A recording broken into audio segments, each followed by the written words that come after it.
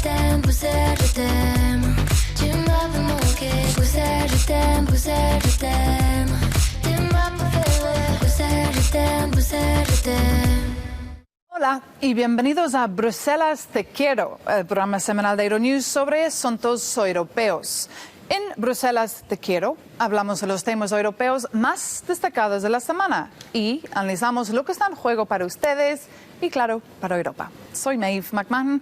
Gracias por acompañarnos en esta edición desde el Parlamento Europeo aquí en Estrasburgo, donde los eurodiputados se han reunido en su última sesión antes del verano. Entre los temas de la semana, no solo las temperaturas han sido extremadamente altas aquí, también las mociones. Activistas del clima acudieron desde todo el continente para protestar ante el Parlamento Europeo, al tiempo que la ONU advertía que acabamos de presenciar la semana más calurosa del planeta. También salieron a la calle agricultores diciendo sí a la restauración de la naturaleza, pero no a la ley de restauración de la naturaleza que se votó esta semana aquí en Estrasburgo. Además, chips para Europa. Esta semana el Parlamento Europeo ha dado su visto bueno a una ley europea sobre microchips, con miles de millones en investigación y producción de semiconductores para librarnos de nuestra dependencia de Taiwán y China. La Unión Europea necesita los pequeños circuitos metálicos para nuestros teléfonos, aparatos médicos y paneles solares, y para reducir, claro, las tensiones geopolíticas y las guerras comerciales. Lo analizamos todo más de cerca. Con nuestros invitados esta semana, César Luena, eurodiputada de los Socialistas y Demócratas, y Soraya Rodríguez, eurodiputada del Grupo Renovar Europa. Muchas gracias por estar aquí con nosotros. ¿Qué tal? ¿Cómo ha sido la semana aquí en Estrasburgo? Muy tranquilita. ¿Qué va? Solo hemos tenido prácticamente 2 horas de votación y otras 3 de debate sobre restauración de la naturaleza, entre otras muchas cosas. Pero muy bien. Y muchísimas enmiendas también, ¿no? Sí. ¿Y qué tal? Ha sido una semana verdaderamente intensa, pero bueno, finalmente con un resultado muy satisfactorio, porque es verdad que se abusa mucho del término histórico, pero sinceramente creo que en la política de protección y restauración de la naturaleza ha sido un pleno histórico. Vamos a ver, antes de saber más y sus opiniones, vamos a escuchar por qué fue histórico esta semana y un poco más sobre esta votación. Luis Alberto nos trae la información. Tras un largo año de disputas políticas, la Ley de Restauración de la Naturaleza ha superado un importante obstáculo esta semana. La ley, que pretende rehabilitar la naturaleza dañada en toda la Unión Europea, se aprobó con 336 votos a favor, 300 en contra y 13 abstenciones. El centro-derecha se había opuesto durante mucho tiempo a la ley, alegando que es poco realista. Dicen que hay mucho en juego para los agricultores, que perderían tierras, y para la industria, que teme un choque económico. Pero el tiempo apremia. Más de 6.000 científicos piden a los políticos que actúen. En la Unión Europea, el 80% de los hábitats y el 60% de las especies están en mal estado. La votación de esta semana marca otra vuelta para esta decisión tan esperada. Pero la pregunta es, ¿realmente cómo de fuerte es el texto ahora? Las palabras de Luis Alberto. César Luena ha sido ponente de este texto, por eso fue una semana muy interesante e intensa para usted. ¿Está satisfecho con el texto? Sí, estoy satisfecho con que podamos tramitarlo, porque ahora su compañero decía en la pieza, el centro-derecha se ha opuesto. Bueno, el centro-derecha con la extrema-derecha, los ultraconservadores y aquellos partidos que son directamente antieuropeos. ¿Estoy satisfecho? Sí, creo que estamos satisfechos. Una mayoría del Parlamento porque lo hemos sacado adelante, pero sobre todo porque en el punto en el que estamos, de lo que estábamos hablando es de darle una oportunidad a esta ley, de que esta ley pudiera tramitarse. Es la primera vez que con tanto esfuerzo se intenta bloquear la tramitación de una ley en 70 años de construcción europea. En lo que ha fracasado el señor Weber, la extrema derecha y el PP europeo, es el impedir que hubiera una ley de la naturaleza. Y podemos hablar ahora de los detalles de en qué afecta al sector primario, en qué beneficia al sector primario, pero sobre todo era también un acto de parlamentarismo. No se puede... El Parlamento tiene que tramitar las leyes, no puede ser un obstáculo para las leyes. ¿Qué tiene el texto? ¿Qué significará para Europa? Para Europa significa un cambio en lo que hemos venido haciendo durante todos estos años en la protección de la naturaleza. Hasta ahora habíamos decidido proteger determinados ecosistemas con un valor ambiental muy importante, pero dejar todo lo que les rodeaba, aguas, suelos, sin ningún tipo de protección. Y eso no ha dado resultado. La realidad es que la ley de restauración de la naturaleza tiene un enfoque diferente. el 80% de nuestros ecosistemas están en un estado deplorable.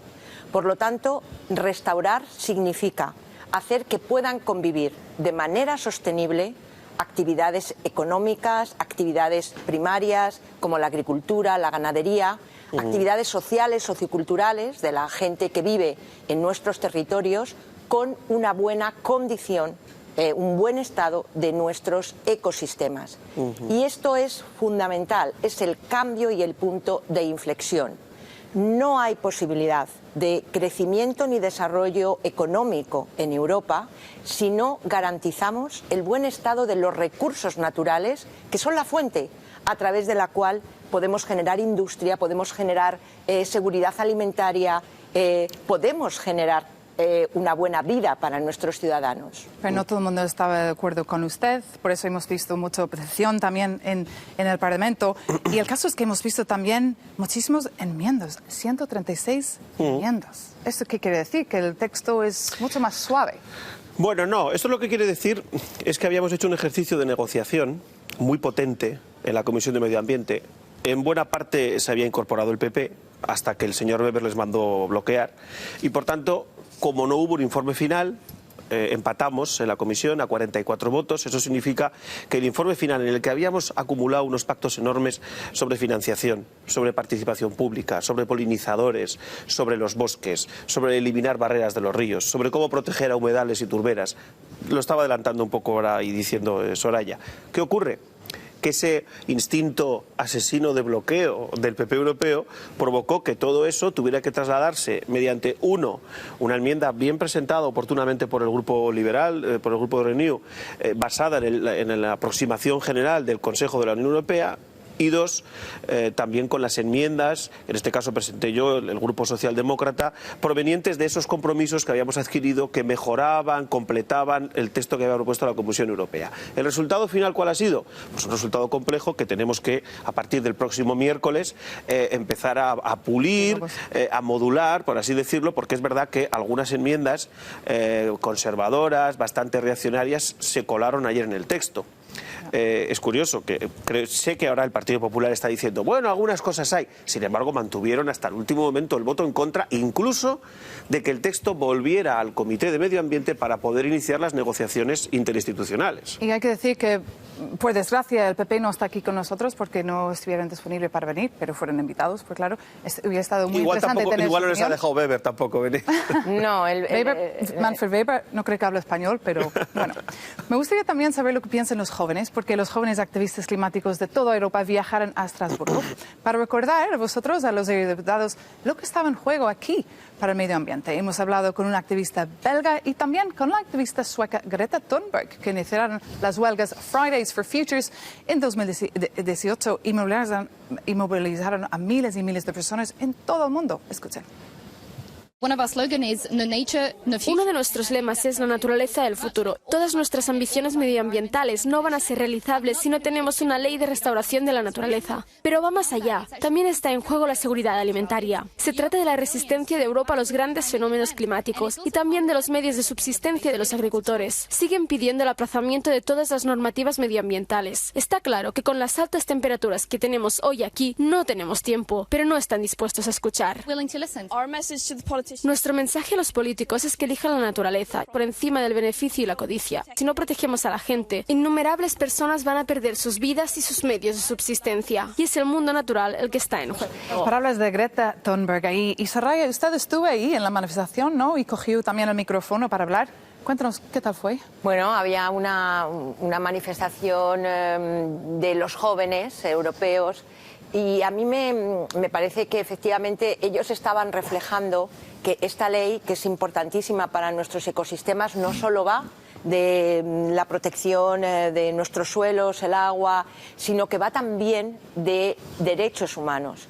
Porque realmente el derecho a un medio ambiente sano, un planeta sano, es un derecho fundamental. No solamente de las generaciones presentes, sino también de las generaciones futuras.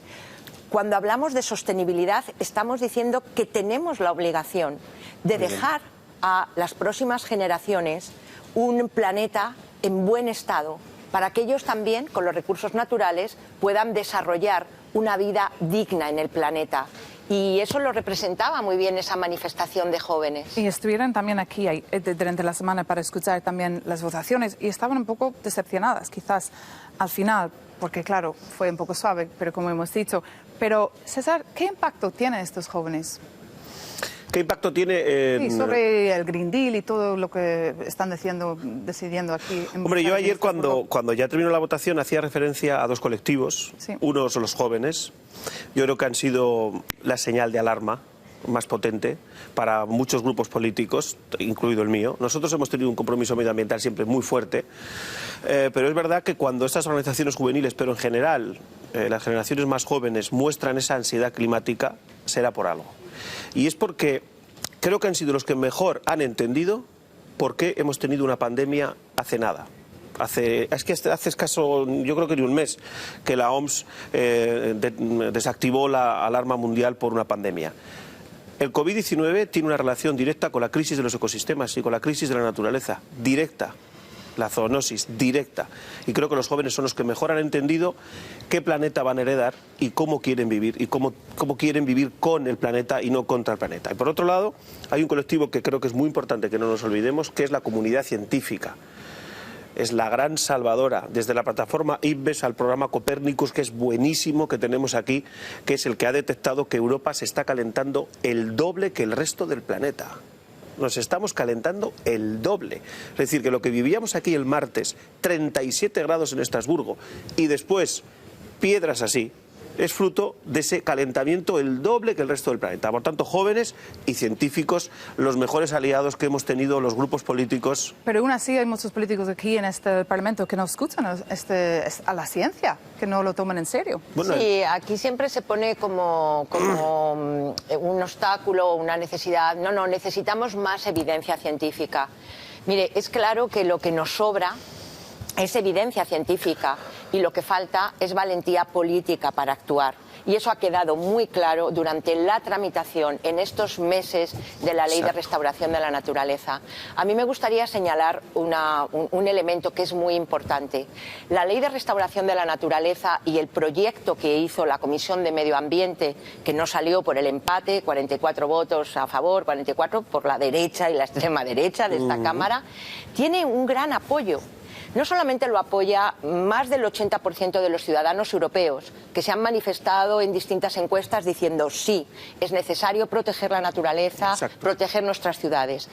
Toda la comunidad científica, como muy bien ha señalado César. Pero quiero señalar una cosa, también las grandes compañías europeas, las grandes compañías de renovables. Por lo tanto, aquí el problema de esta ley ha estado en esta Cámara. Lo ha aprobado el Consejo, los Estados miembros, lo ha aprobado el Comité de las Regiones con mayoría absoluta, con un ponente del Partido Popular y Socialista. El problema en esta Cámara era un problema político, de la derecha que se ha acercado a la extrema derecha negacionista en una estrategia que ha sido un fracaso y que Weber, el autor de ella, va a tener que responder políticamente de este enorme fracaso. Pero ojo, porque también había eurodiputados en su partido que han dicho que no les gustaba nada la ley. Han votado en contra y hemos podido hablar con uno de ellos porque también es agricultor y estuve esta semana delante del Parlamento Europeo con muchísimos agricultores de toda Europa. Escuchen. I know a lot about nature. I know a lot of biodiversity. Sé mucho de naturaleza, sé mucho de biodiversidad, porque vivo en ella. Y la propuesta de la Comisión es totalmente descabellada, porque nos devolverá a 1952. Es la primera vez en la historia que el Parlamento está tan dividido en dos bloques. Así que debemos encontrar un nuevo camino hacia la restauración de la naturaleza y la biodiversidad. Sé lo que ha pasado en mi tierra, sé lo que ha pasado en mi campo, sé lo que está pasando en mis humedales, sé lo que ha pasado en mis bosques. Salgan y véanlo. Las palabras de Asger Christensen, agricultor y eurodiputado de su partido Renovar Europa. Sí, en primer lugar quiero decir que todos sabemos lo que pasa en la naturaleza, porque todos vivimos en la biodiversidad. Todos vivimos de los ecosistemas, también las ciudades. Por eso, efectivamente, alcaldes y presidentes de regiones europeas han apostado mayoritariamente por este texto. Pero en segundo lugar, en Renew Europe ha habido desde el principio de esta ley, y César lo sabe muy bien porque ha sido el reporter, una mayoría del grupo político, una mayoría muy importante del grupo político, que ha estado trabajando a favor de que esta ley saliera. No ha habido unanimidad completa, pero ha habido una amplísima mayoría. Todas las opiniones son claramente respetables, pero lo cierto es que Renew, la gran mayoría de Renew, ha estado desde el principio trabajando constructivamente en la Comisión de Medio Ambiente y después en el Pleno para poder sacar esta ley. Y indudablemente, César también lo sabe, sin el apoyo y los votos que hemos aportado de forma mayoritaria a Renew, con el bloqueo, con el secuestro político de Weber y de la extrema derecha de esta ley, la ley de restauración de la naturaleza nunca se hubiera aprobado ayer. Vaya teatro. Y que continúe así, porque... Claro, y todo el mundo está pensando si esto va a continuar así. Cada vez que hablamos de cosas de clima... No, prefiero que continúe así, que es verdad, que yo reconozco que una mayoría de los diputados liberales han estado, es necesario. En el caso de los socialdemócratas, el 100% de nuestro grupo, el 100%. Hemos los aportado verdes también los verdes también. Pero vamos a tener, yo calculo, 6-7 meses de negociación. Espero que podamos volver aquí en enero, febrero, para tener el voto final y ya por fin poder publicar en el boletín de la Unión Europea esa ley, y vamos a necesitar del esfuerzo de los liberales, y yo solo tengo que agradecer a la mayoría y el cambio de posición del Partido Popular, que indudablemente tras el gran fracaso de Weber, posiblemente ellos reflexionen, reconduzcan su posición. Mira, aprovecho y tengan otra posición en el Consejo. Las grandes leyes del Green Deal las hemos sacado conjuntamente Partido Popular, Renew y aprovecho para darle un mensaje a Cristina Schneider, que es la responsable y del PP europeo, para decirle que tenemos la semana que viene el primer SADC, que es de apertura, pero que en septiembre, como hemos hecho Mick Wallace, Soraya, Jutta Paulus y yo mismo, que la esperamos. También a los otros grupos que son más duros, ECR, ID son más duros, es una oposición casi sistémica. A la extrema derecha no. Pero esperamos particularmente a Cristina Schneider que se incorpore para que esta ley pueda ser una ley con más votos aún en enero, en febrero. Yo creo mientras tanto, claro, hay que escuchar escuchar también a las preocupaciones de la gente, como las agriculturas, y hemos hablado con un granjero irlandés que se llama Pat McCormick, que preside la Asociación de Proveedores de Leche de Cremería Irlandesa, y le preocupa que le obliguen a hacer algo y no le quiten tierras a sus granjeros. Escúchenlo. El elemento crítico para nosotros es el aspecto voluntario. No estamos en contra de la naturaleza. Trabajamos con la naturaleza de forma continua, 24 horas al día. Y es genial ver la biodiversidad en las tierras de cultivo. Así que este punto debe quedar muy, muy claro. Por tanto, la cuestión es la falta de la palabra voluntario en el texto. Y eso es crítico, porque esa es la diferencia entre imponer algo a alguien y permitir a alguien la oportunidad de ser voluntario o participar en un esquema. Soraya, una reacción. ¿No está de acuerdo con lo que está diciendo Pat? Sí, porque lo más importante, uno de los elementos más importantes de esta ley es precisamente los objetivos vinculantes. Es decir, ya tenemos una gran experiencia de haber establecido objetivos voluntarios para la restauración y protección de la naturaleza, y han sido un gran fracaso. Pero permíteme brevemente, sobre esta ley se han dicho muchísimas mentiras. Una de ellas ha sido que los agricultores europeos verían cómo se les iba a expropiar sus tierras. Es absolutamente falso. Las obligaciones de restauración son de los Estados, y las obligaciones, los compromisos de la agricultura, de la ganadería, indudablemente siempre se van a ver recompensadas con indemnizaciones justas, como siempre ha sido. Los agricultores y los ganaderos europeos prestan grandes servicios a la biodiversidad, y esos siempre han sido remunerados con un presupuesto muy importante de la política agrícola comunitaria hasta ahora, y lo serán a partir de este momento también con el presupuesto de la ley de restauración. Por lo tanto, esto lo quiero aclarar porque ha sido una gran mentira. Está claro. Y lo que es muy importante también es leer el texto, leerlo 2 veces, 3 veces. Bueno, esto es todo el tiempo que tenemos para este tema, pero no se vayan a ninguna parte, porque después de la pausa hablaremos de la importancia para la Unión Europea de los microchips que usaremos todos para nuestros móviles. Sigue con nosotros aquí en Euronews.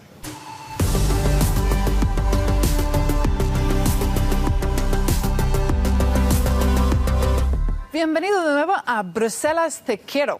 Esta semana estamos en Estrasburgo, donde los eurodiputados han cerrado un acuerdo sobre la llamada Ley de Chips de la Unión Europea, un plan de la Comisión que se puso sobre la mesa el año pasado para reforzar la resistencia de Europa en la fiebre del oro actual y aumentar la capacidad de producción de semiconductores hasta el 20% del mercado mundial. La idea, pues, es impulsar la producción con 43.000 millones de euros de financiación privada y pública, reducir las dependencias y abordar la falta de personal calificada, destinada a investigación y desarrollo. ¿Tenían tiempo para seguir también esta noticia esta semana y qué opina de este plan? Hombre, menos porque hemos estado en otros menesteres, pero es muy, muy importante porque hablamos mucho de autonomía estratégica. Yo creo que es importante que los ciudadanos empiecen a ver qué significa esto de autonomía estratégica. Bueno, pues no depender, como en este caso de chips, semiconductores, de otras potencias, antes mencionabas China, Taiwán, es vital, imprescindible para la Unión Europea. Poner una política clara. También dar financiación. Se habla de más de 3.000 millones y yo creo que eso es muy importante. En España, además, tenemos un PERTE específico para los chips. Por tanto, yo creo que es muy importante que construyamos un proyecto sobre autonomía estratégica, pero que empecemos a construir la autonomía estratégica con proyectos concretos. Y el hecho de que el Parlamento Europeo haya impulsado esta ley esta semana es muy relevante para lo que vayamos a ser en los siguientes años, sobre todo también desde el punto de vista competitivo, porque ya no solo es que dependas, es que tampoco puedes competir en las mismas condiciones. ¿Está de acuerdo? He visto Breton, comisario Breton, Thierry Breton, estuve aquí esta semana diciendo que también era histórico este pacto. Bueno, la verdad es que es muy importante porque, como usted ha dicho al principio de la presentación, los chips, los semiconductores, son una tecnología de interés general. No solamente se utilizan para el 5G, ordenadores, es inteligencia artificial, es instrumentos sanitarios de última generación. Es realmente el futuro en el avance de la nueva economía y de la innovación. Y Europa tiene una gran dependencia. Por eso lo que se aprobó ayer finalmente en este Parlamento establece 3 pilares fundamentales. 1, Europa tiene que invertir más en innovación en materia de chips. Y lo tenemos que hacer conjuntamente. Aquí se establecen compras conjuntas de los 27 para que la Unión Europea se posicione claramente en este mercado. Segundo, tenemos que garantizar la garantía de suministros en las cadenas de producción en los 27 países miembros. No podemos depender de que una interrupción de terceros países, China, Asia, interrumpa toda una cadena de producción. Tenemos que estar preparados. Y efectivamente establece también crisis, es decir, protocolos de crisis de emergencia para que entre los 27 podamos garantizar este suministro. Yo creo que una de las lecciones del COVID, tuvimos muchas, fue efectivamente nuestra dependencia en sectores básicos y estratégicos. Y desde luego los semiconductores, y carecer de una política europea en este sentido era una gran laguna. Por eso, efectivamente, es un paso adelante en la construcción de la Unión Europea y es fundamental para nuestras economías. Lo hemos visto con los vehículos, por ejemplo. Hay mucha gente que está esperando para determinadas marcas de vehículos que tarda un año, año y medio, porque tenemos una dependencia sobre todo del este. 500 chips hace falta para hacer un coche eléctrico. Claro. Son muchísimos chips. Claro. Queremos tener también otro punto de vista. Hemos podido hablar con Jacob Kierkegaard del German Marshall Fund, que piensa que el Chips Act tendrá un efecto deseado, pero se pregunta si se está invirtiendo quizás demasiado dinero en ella. Escúchenlo. El mercado mundial de semiconductores se encamina hacia un exceso de oferta y un desplome de los precios, lo que significará que en 1 o 2 años los fabricantes de chips que han estado ganando mucho dinero recientemente, porque los precios eran muy altos, empezarán a perder dinero.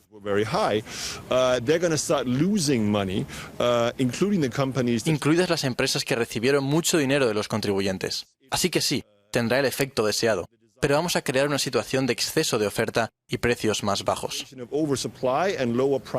Las palabras de Jacob Kierkegaard ahí, no sé si está de acuerdo con lo que dice, quizás. Bueno, yo comprendo el temor que expresa, no tengo el conocimiento del sector como lo puede tener él, pero lo que estamos haciendo precisamente es establecer un mercado estable, que dé garantías, que dé suministro, que garantice que la cadena se mantiene. Por tanto, creo que sobre todo estamos ofreciendo seguridad, confianza y tranquilidad en un sector del que dependemos y en el que tenemos que ser punteros e innovadores, es decir, del que no tenemos que ir arrastrándonos, sino del que tenemos que empujar. Y creo que es lo que hemos aprobado, esa es la intención de la Comisión Europea y esa es la negociación que queda por delante. Pero es que ya no tenemos el COVID y esto fue un problema durante el COVID que queremos solucionar y ya tenemos el ley, pero no es un poco quizás tarde. No, yo creo, no estoy muy de acuerdo con las afirmaciones que acabamos de escuchar, porque efectivamente lo que sí que es una evidencia clara es que en el ámbito de la Unión Europea nosotros tenemos una gran dependencia de terceros países para una tecnología clave que es vital en todos nuestros procesos de producción. Se ha citado el automóvil. Este mercado es un mercado que además está sometido continuamente a la innovación. Claro. No se produce un semiconductor y a partir de ahí no. Es un sector donde la innovación es continua. Por lo tanto, lo que sí que se ha demostrado desde el punto de vista europeo, y esta es la propuesta que ayer aprobamos en el Parlamento, es que necesitamos una mayor inversión en innovación. Porque si no invertimos en innovación, aunque fuéramos capaces de tener una mayor producción, siempre estaríamos dependiendo de la innovación de terceros países. Por lo tanto, yo creo que es un poquito más complejo que decir que a nivel mundial esta producción, si invertimos más habrá más producción. No, si lo que queremos es tener una garantía de abastecimiento clara en el mercado europeo y además una garantía de que estaremos también en los primeros puestos de la innovación sobre este sector tan básico. Por lo tanto, yo creo que ahora mismo el riesgo no es ese. El riesgo es que confluyamos inversión público-privada, muy importante, porque hay un buen paquete de inversión pública, pero no olvidemos que esta medida lo que busca es el partenariado público-privado para efectivamente poner en valor una inversión productiva clave. Gracias, pues, y me temo que este es todo el tiempo que tenemos para este tema. Gracias a nuestros invitados por estar aquí con nosotros como siempre y gracias a ustedes por vernos. Nos vemos pronto aquí en Euronews.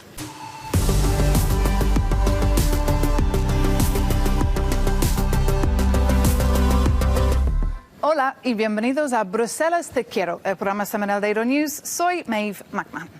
Bueno, estos días termina el colegio y empieza el verano, pero no solo para los alumnos de toda Europa, sino también pronto para los eurodiputados. Y con todos los temas de la protección del clima sobre la mesa, queremos también comprobar si el turismo sostenible es también una preocupación aquí, ya que según Booking.com está ya en la mente de los viajeros, pero el 50% piensa que las opciones sostenibles siguen siendo demasiado caras, aunque el 50% de viajeros también está dispuesto a pagar más por una experiencia sostenible. Así que, ¿qué opinan de esta información? ¿Y es algo que está en su mente? Bueno, yo creo que está cada vez más, es una preocupación que cada vez más está en la mente de los ciudadanos, porque muchas veces creo sinceramente que la conciencia medioambiental, la preocupación por el cambio climático, por la búsqueda de alternativas sostenibles, la ciudadanía europea está por delante de los políticos y de los gobiernos. ¿Y usted, César, dónde irá de vacaciones? ¿Y estaría pensando en el bolsillo o más en la planeta? Bueno, hay que pensar en las dos cosas. En primer lugar, el teletransporte. Creo que es la clave, es decir, cuando hay unos grandes volúmenes de desplazamientos, y creo que hay transportes más sostenibles que otros y por tanto hay que intentarlo. Es verdad que la gente a veces pues tiene que tirar del vehículo, pero yo creo que el ferrocarril, por ejemplo, es un excelente medio de transporte y luego está el consumo. Creo que son las dos variables y yo comparto con Soraya que cada vez hay más un nivel de concienciación. En el Parlamento Europeo tenemos a veces estos debates, no hay muy pocas competencias en los tratados sobre turismo. Sin embargo, sí que hay otras complementarias, como son, por ejemplo, estimular el consumo sostenible, y hay muchas estrategias que dependen del Pacto Verde Europeo que van por ese lado, y por otro lado el transporte. Cuanta mejor es la red de transporte público y particularmente el ferrocarril, más fácil es para los ciudadanos acceder a transportes sostenibles en un momento de grandes desplazamientos, porque además es mejor también por seguridad hacerlo. Es la opinión de César Luena. No me dijiste dónde ibas de vacaciones, pero bueno, pues después. Iré al sur, pero no voy a decir el sitio concreto por si acaso. No quieres tener a nadie detrás de ti. Bueno, me gustaría también saber más opiniones y averiguar qué influyen en la gente, el planeta o, claro, el bolsillo. Nuestra compañera Rina Zubi salió a las calles de Bruselas para hablar con las turistas. Escuchen. Baratas. No tengo mucho presupuesto, así que tengo que comparar los precios. A veces voy a lo barato, a veces a lo verde. Antes era lo barato, ahora más a lo verde. Personalmente me encantaría ser sostenible porque me gusta mucho la sostenibilidad. Y de hecho tengo pensado especializarme en ciencias medioambientales. Pero debido a mi familia tenemos que ir por el camino más barato. Tengo cierta conciencia de ello. No es mi máxima prioridad, pero es algo que intento tener en cuenta.